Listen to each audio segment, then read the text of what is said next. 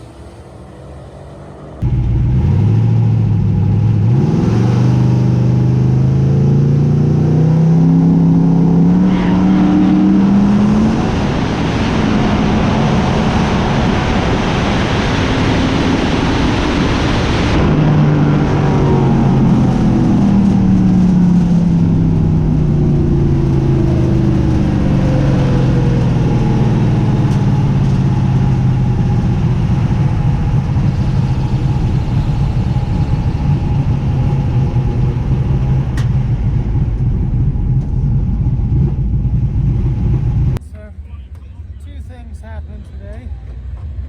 Ran personal best ET a mile an hour ever, and I got my workout in for the week. Ran a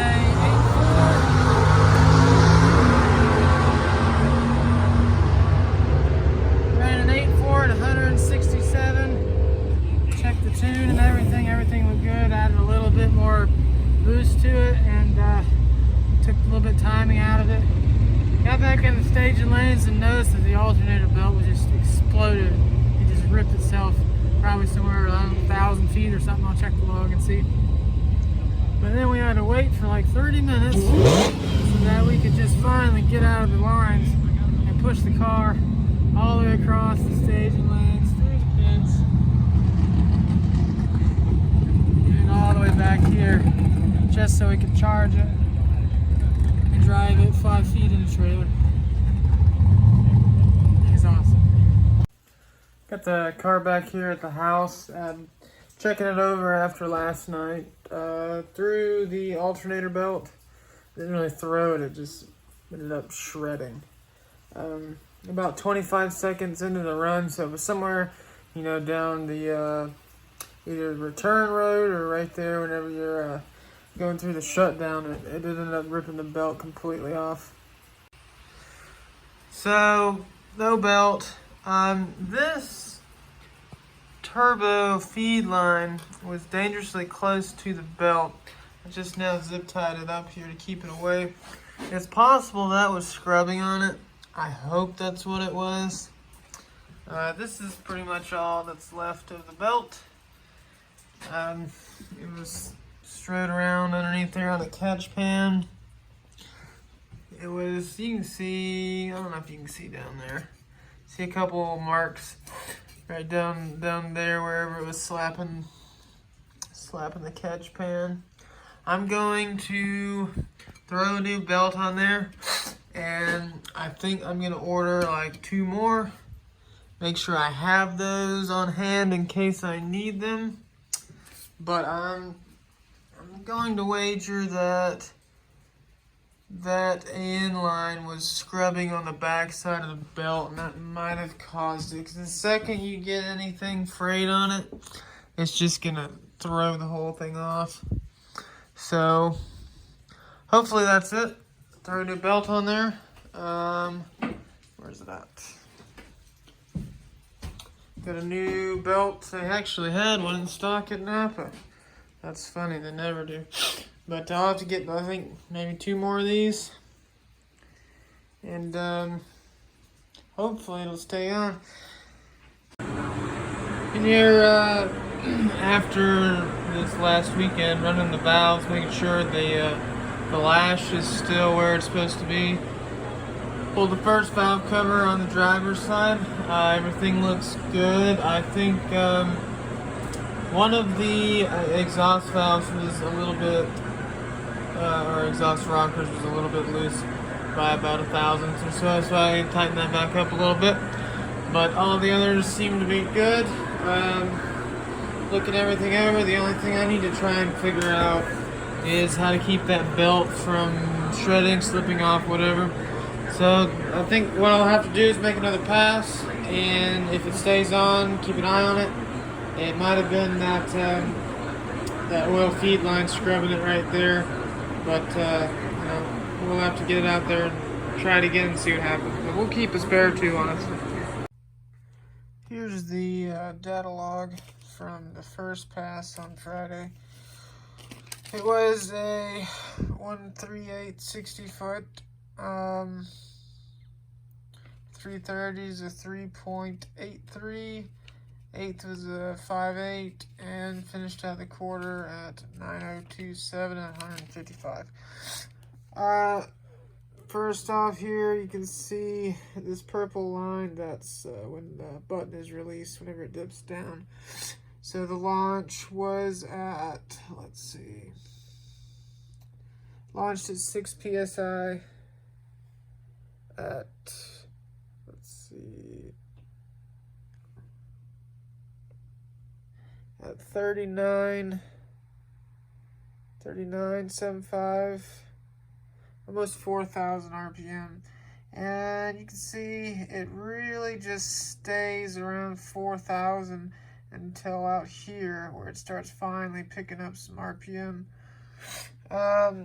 That's just, I need to hit it harder off of the launch, so that will likely need to leave it around 10 pounds and see if we can get this right here, that slope, to start directly after, directly after you let off the button there. You want a nice slope going up to your operating RPM. And then it dropped out pretty significantly on the shift, which means it just doesn't have enough power for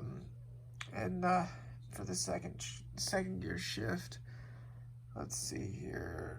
Air fuel ratio looks pretty good from blue line to red line is the 9-second run.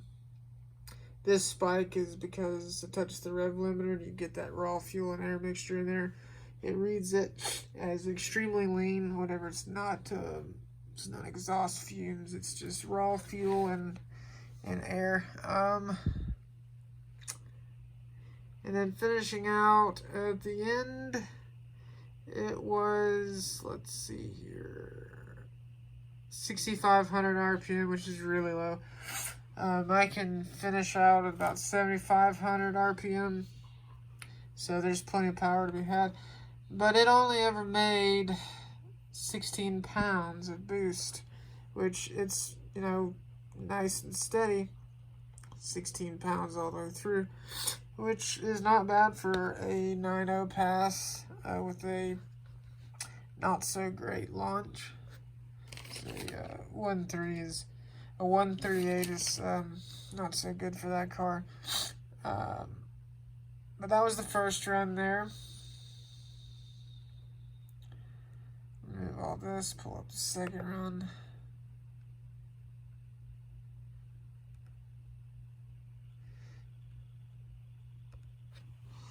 So right away on this one, you can see the RPM slope starts much quicker. I really want that to be as short as possible. I want that ramp very quick, as long as the tires can hold it. And then again, here at the gear change, looks like a touch of rev limiter there too. It dips down really too low. I want to be at around at least 6,000 at the gear change would be nice. And then it ran out at a, let's see, if that's the launch, and it was an 8.45. Between the blue and red is the pass. Let's see here. Manifold pressure was rock solid steady all the way across at about 19 pounds. I still have 10 pounds to go, so there's plenty of room to hopefully run a 7. That was a 13760, 330, 3.6. 8th mile was 5.5. And then finished out 8.4 at 167. Went to pretty much 7,000, so I've got another 100 or another 1,000 RPM that I can run it out to, which with that converter I calculated the slip at 3%, which is extremely good. And if I can get it to rev out to 8,000 at the very end of the run, we can do 190 miles an hour. So it's just trying to get this launch tuned up a little bit, so I can get that power ramped in quickly as possible. And the more power I have here, the less it'll drop off on the gear change. So let's see, what else do we have? Check the air fuel ratio. Air fuel, staying fairly steady where it's supposed to, about 11.5. It's got some wiggles, dips, and dives, but it's really nearly where I need it to be the whole way through. For the most part, I mean, you got some changes in the shift that throws it out a little bit. You're not making as much power there, so you're gonna have it where it gets a little bit rich until you start making a little bit more power, and then it leans out to where it's supposed to be. But it's still well within a acceptable range for the amount of boost I'm running at that point. So all of that looks really good. Yeah, the alternator belt came off right there at the end of the pass on the shutdown. Somewhere you see where it drops off. That's where it just finally lost the belt.